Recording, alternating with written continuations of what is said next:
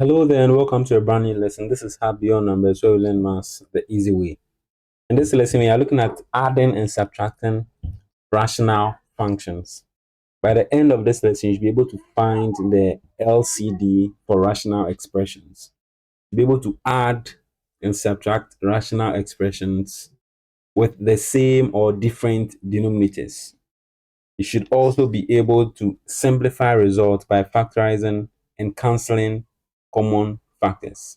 And finally, you should be able to state the restrictions based on the original denominators. Here are some vocabularies you'd hear me use as we proceed in this lesson. And our advice at this point, you pause and quickly take a glance before we proceed. Without much ado, let's quickly go into the lesson. So when it comes to adding and subtracting rational fractions, it is just as adding and subtracting fractions.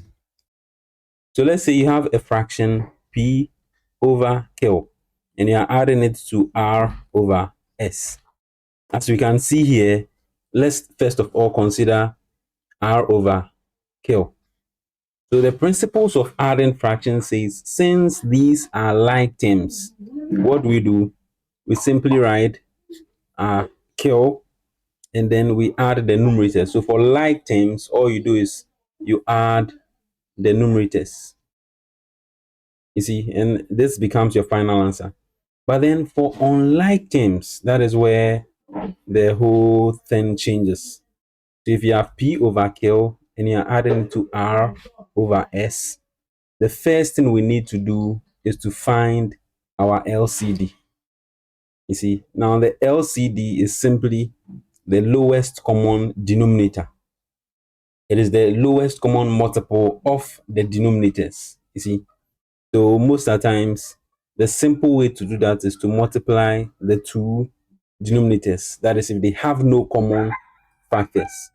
So that we have our K and then S. And with that, this K divides KS to give us an S. So that you write that times your P, giving us our PS. And then plus S also divides KS to give us a K.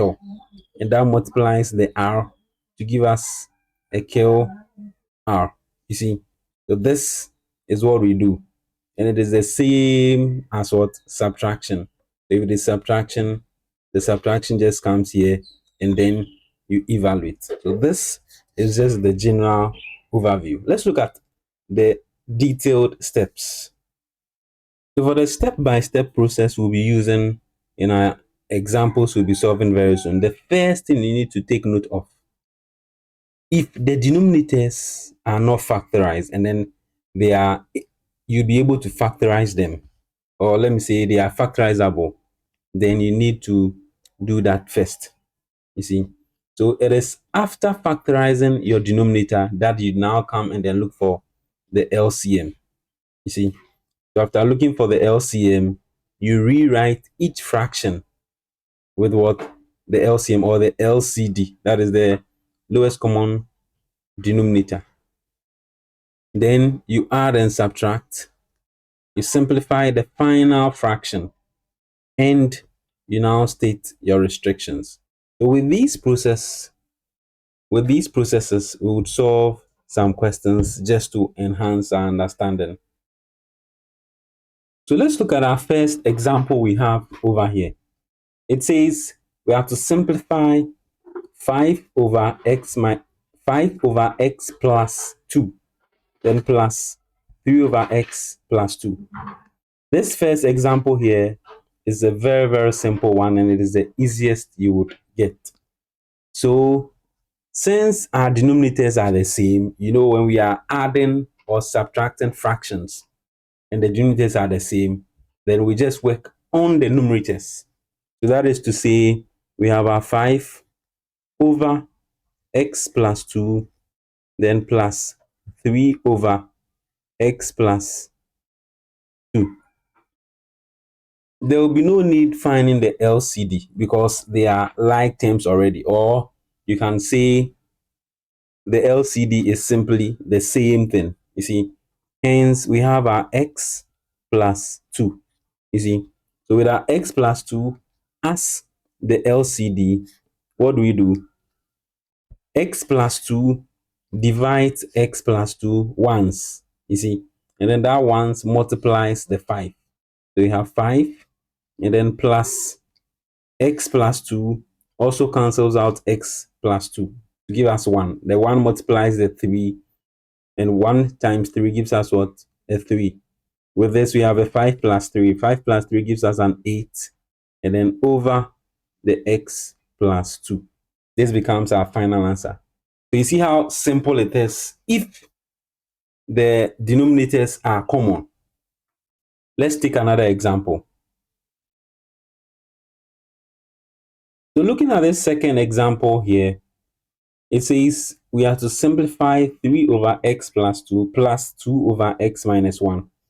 Unlike this previous one we did where the denominators were the same, this have different denominators. You see, so that is where we now need to find our word LCD. So we have our 3 over x plus 2, then plus 2 over x minus 1. With what we have here, they have already been factorized, or they are in their simplest terms already. So to find the LCM, all we need to do is to multiply this denominator by this denominator, you see, and by so doing, we are going to get an x plus 2 times x minus 1. This is all we need to do to get our LCD. Now, after getting your LCD, what you want to do is to divide the LCD by each of these terms. You see, it is the same process as we do for normal addition and then subtraction. So let me give you a typical scenario here. If you have a 3 over a 4, then plus 2 over 3, what would have been your LCM? Your LCM would have been what? 12. Now, this 12 we have here is actually a 4 times 3. You see? So, with that, what would you have done? You'd have said 4 divides 12 how many times? 3. How are you getting the 3? It is actually a 12 divided by 4. And 2, 4 dividing 12, 3. Or 12 cancelling out 4 out of the factors of what? This 12. And this 3 now multiplies this 3 to give us what? A 3 times 3. Then have your plus. The same way, 3 divides 12 4 times. You can simply say this 3 cancels out this 3 and be left with what? The 4. So the 4 multiplies this numerator so that I have a 2 times 4. Then you keep on evaluating. That is the same thing we want to do right here. So this is the LCD we have gotten. And for each of the denominators, all we are going to do is to do what? Divide by what? We are going to divide this LCD by the denominator we have here. So that we are going to say x plus 2, then x minus 1. We are dividing it by x plus 2. So that this here cancels out this, and then we'll be left with what? X minus 1. So that x minus 1 multiplies the 3. So that we have 3 into bracket x minus 1. And then the same thing happens here. So for the next one as well, this time around we are working with x minus 3, x minus 1. So for x minus 1, it comes to cancel out what we have here. And we'll be left with what? X plus 2. That x plus 2 multiplies the 2. So that we say 2 into bracket x plus 2. Now, this being the first one, that is why I'm taking my time to go through it this way. But then as we proceed, you realize that at the end of the day, all we do is, if you get your LCM, this numerator is going to multiply this denominator, as you have seen right here. And this numerator is also going to multiply this denominator, as you have also seen right here. You see, after which we then simplify. Simplifying, I mean you expand the bracket and then you do your simplification. So 3 multiplies x, and then it multiplies -1. Then we have our 2 multiplying x, and then it also multiplies this 2. So that we are going to get 3 times x, which is a 3x. Then 3 times -1, we have a -3. And then for this, we have 2 times x, which gives us a 2x. And then 2 times 2, which is a +4, all over x plus 2, and then x minus 1. Grouping like terms, that is on the numerator, and then simplifying, we have 3x plus 2x. That gives us a 5x. Then -3 plus 4. That gives us a -1. And that is all over x plus 2, x minus 1. As simple as that. So that becomes our final answer. In this case, there's nothing to cancel out. You see, because you don't say this -1 cancels this -1 and this x cancels out this x. No, that is one mistake students keep doing. We only cancel out factors. We don't cancel when they are sums and then difference. Please take note of that. Now, though the method of subtraction is as similar to that of addition, there is something you need to take note of with a negative sign. And with that, we are going to demonstrate it with our next example. So for this next example here, what do we have? It says 4 over x plus 3 minus 2 over x minus 2. So just as we have done, we have our 4, then over x plus 3, then minus 2 over x minus 2. So with this, what we want to do is to look for the LCD, or the LCM of the denominators. And since there are no factors, we just multiply them so that we have an x plus 3 times x minus 2. Now, just as I said, anytime we have this, you don't necessarily have to go and then do your division. You can simply say x plus 3 will cancel out this x plus 3. So that will be left with what? The x minus 2.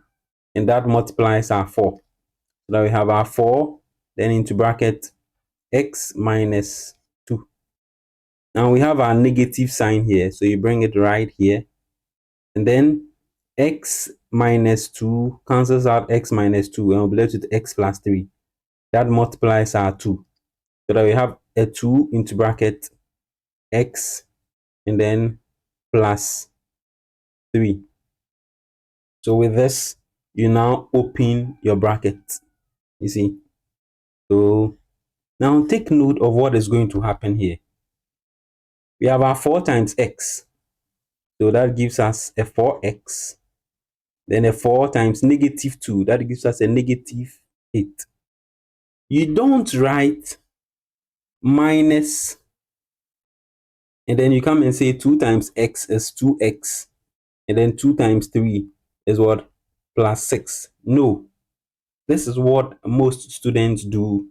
And then they end up getting the methods correct. But then right from this stage, the method is a 0. And then the answer also is a 0. No. Rather, you'd say this negative is affecting this 2 over here. So you are going to rather multiply each and every term in the bracket by a -2. You see? So with that, we say -2. That is this whole -2 times x. And that gives us a -2x. And then the -2 once again times 3. That gives us a -6. You see? Then all over, we have our denominator, which is x plus 3 and then x minus 2. If you have to group the numerator and then simplify, we have x, we have 4x, then minus 2x. Take note, I said minus 2x and not just a 2x. Each term moves along with its sign. So 4x minus 2x gives us a 2x. Then negative 8 minus 6, that also gives us a negative 14, all over x plus 3 and then x minus 2. Now, this is our final answer. If you want to try and see if it would have been possible for you to factorize, which will lead to a cancellation, for this we have in our numerator, they have a common term of 2, and 2 times x gives us our 2x. 2 times negative 7 gives us our negative 14. Then all over x plus 3 and then x minus 2. As you can see, there is nothing to cancel out. This becomes our final answer. So the most important thing I want you to take note here is this negative. You don't multiply just by the 2 so that that negative affects just the first term, but rather you are multiplying everything in the bracket by a negative 2. That ends the basis of addition and subtraction. With all that we've done so far, you realize that there was no need to factorize the denominator. But then questions are not going to come always with the denominators already in their simple state. Hence, let's look at our next question where we would have to factorize the denominator ourselves. So this is our question number 4. And then it says you have to simplify 2x over x squared minus 1, then minus 1 over x plus 1. So what we have here, that is the 2x over x squared minus 1, and then minus 1 over x plus 1.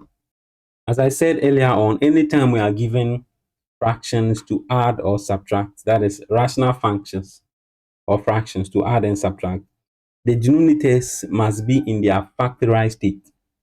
So if it is a quadratic, you'd have to factorize. If it is a polynomial of degree 3, that is a quartic, you'd have a cubic.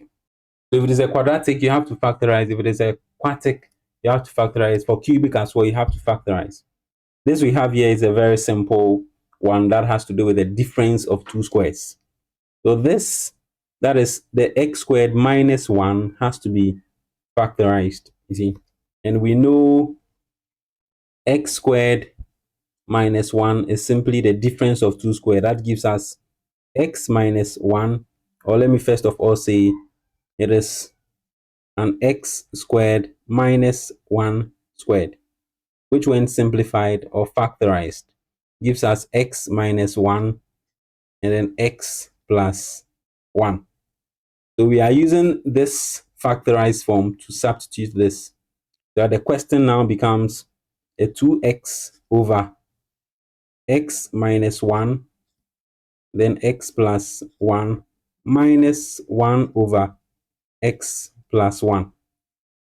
So with what we have here, what would our LCD be? Our LCD in this case is something like a 3 over 12 minus a 1 over, let's say, a 3. What will your LCM be? Or the LCD, it is 12. 12 because this 3 already finds itself in the 12.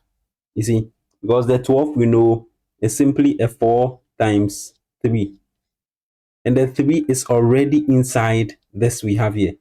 So there's no need multiplying both. If you want to multiply both, that gives you a 36. 36, I wouldn't say is wrong, but that is not the lowest common multiple. And since it is not the lowest, you are going to evaluate and then simplify. But to avoid evaluation and then simplification, we need the lowest common multiple. So with this, x plus 1 is already inside this. Hence, we'll take this we have here as the LCD. So that we have an x minus 1, then times x plus 1. And then we come to our numerator. This we have here is the same as we have here. So it will just cancel itself to give you 1. The 1 multiplies 2x to give us a 2x. Then we have our minus x plus 1 cancels out this x plus 1. How many times? X minus 1. And this x minus 1 multiplies our 1. So we have 1 into bracket x minus 1. Then as we have always done, we just open our bracket. So we have 2x. Then negative 1 times x. As I said, you are always multiplying with your negative so that it doesn't affect your final answer. So negative 1 times x gives us a negative x. The negative 1 times negative 1 gives us a positive 1. And that is all over x minus 1 and then x plus 1. If you have to simplify the numerator, we are going to get a 2x minus x. That is an x. And this is alone, so we have just plus 1.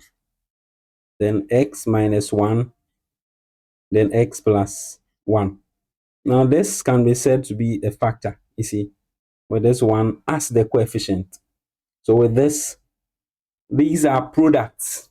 1 multiplying x plus 1. And since it is a product, we can then cancel all of this x minus 1 by this x. And since it is a product,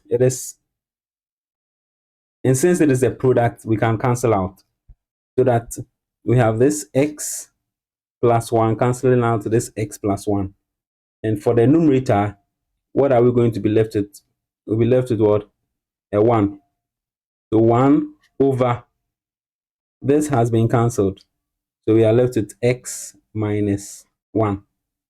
This becomes our final answer. Now, there is one important thing we skipped, and we would have to go back to our first question and then take note of it. After answering our question, you'd always want to state the largest domain. You see, that is, you want to state, in terms of what we have here, the restrictions. You see, state the restrictions. That is the values that make the original denominator 0. So yes, if we add 5 over x plus 2 to 3 over x plus 2, we are going to get to this final answer. But then, if you want to substitute your x, you need to tell your audience that you can't let x to be negative 2. Remember in our previous lesson where we learned the largest domain, we said for rational functions, they are always undefined if the denominator is equal to 0. So with this, we can simply say x plus 2 is equal to 0. And making x the subject, we have our x which is equal to negative 2. So as part of our solution, all you'd say is x is not equal to what? Negative 2. You see? So the same thing applies to what we have over here as well. You come and say x shouldn't be equal to negative 2, and then x should not be equal to 1 as well. Because if x is equal to negative 2, this whole thing gives us a 0. And a fraction over 0 is simply undefined. Then for this, we have here as well, as part of your answer, you can say x should not be equal to what? Negative 3, and x should not be equal to 2 as well, because they make this undefined. And then for the last one here, you're also going to say x should not be equal to 1. You see, so that is it. Now let's look at our last question. In this last question, we'll have not just 2 terms, but then 3 terms. And for these 3 terms, you are going to combine both the addition and subtraction operation. So this is our final question we have here. And our advice, you pause and then do it on your own so that you come and then follow as we did together as well. If you're able to do it on your own, well done. Now let's do it together. So we have a 1 over x, then plus a 1 over x plus 1, and then minus a 1 over x plus 2. What is our LCM? It is important to take note that the denominators all are in their factorized state. They are in their linear state. So to get our LCM, since none is a factor of the other, we are going to say x, then times x plus 1, and then times x plus 2. We are just going to multiply everything. Then we start with what we have for our numerator. So what you say is this x here divides this whole denominator by cancelling this x, and would have this left. You see, so this that we have left should multiply the 1, so that we have 1 into bracket x plus 1 and then x plus 2. That is it for our first term we have here. And for the second, we have x plus 1. It cancels out itself here. And what will be left? It will be left with what? This x and then this x plus 2. So these multiply the 1. So that we say plus 1, then times the x, which is from here, and then times the x plus 2. Then we come to the last one as well. So for the last one, we have the x plus 2, which would also cancel out what we have here. And we'll be left with x into bracket x plus 1. And that multiplies this negative 1. So you have minus into bracket 1, or minus 1 into bracket your x, then times the x plus 1. So with this that we have left of our fraction, we then open the bracket. Now you take your time, especially with the negative signs. 1 times whatever it is will still remain whatever it is. So let's just ignore this 1 and then quickly go to the brackets. So for the bracket, using the FOIL method, we'll multiply x by x, then multiply x by 2, then we come to 1 by x, and then 1 by 2. That is what we want to do. We have x times all we have here, which is x squared. That is x times x. This. Then we come to x times 2. That gives us a 2x. Then we come to a 1 times x. That gives us an x. Then we come to 1 times 2, which also gives us a 2. We come to the next. That is x times x, and then x times 2. X times s gives us an x squared. Then x times 2 gives us a 2x. Then we come to this last term. This is a negative 1. So we don't just ignore the 1.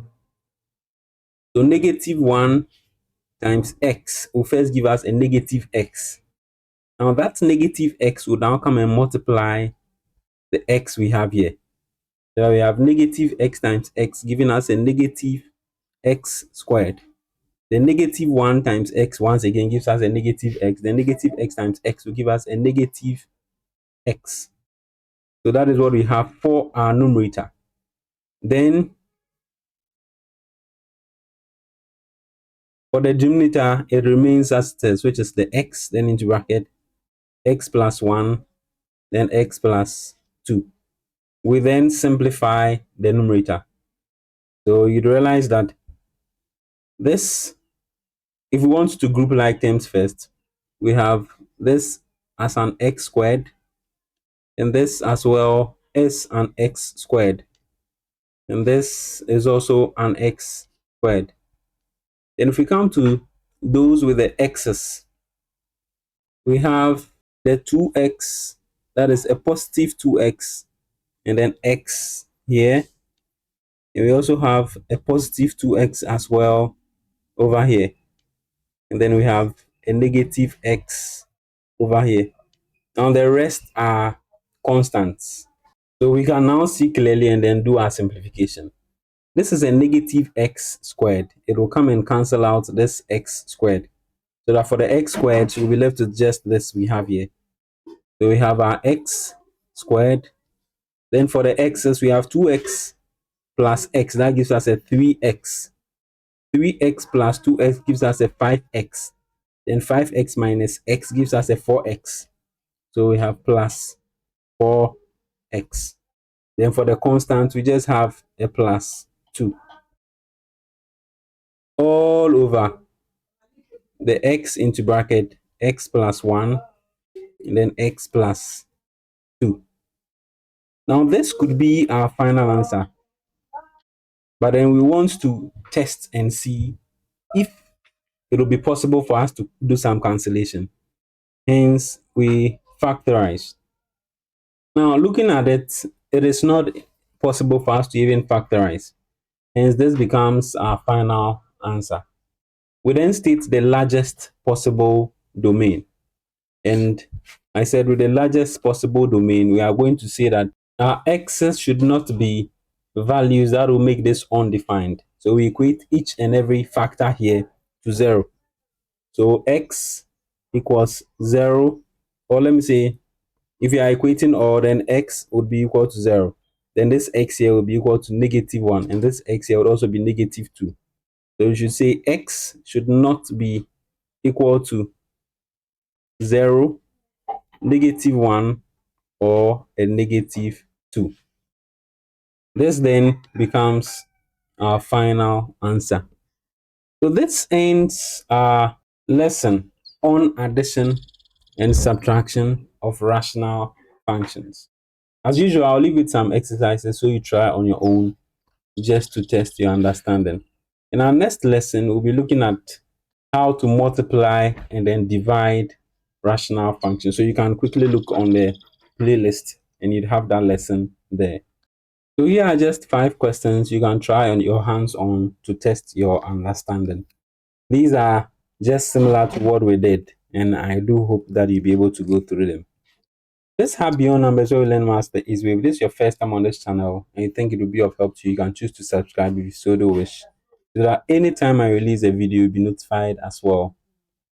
If there's any issue of concern, you can also let me know at the comment section. See you in our next lesson, and bye for now. Do stay safe.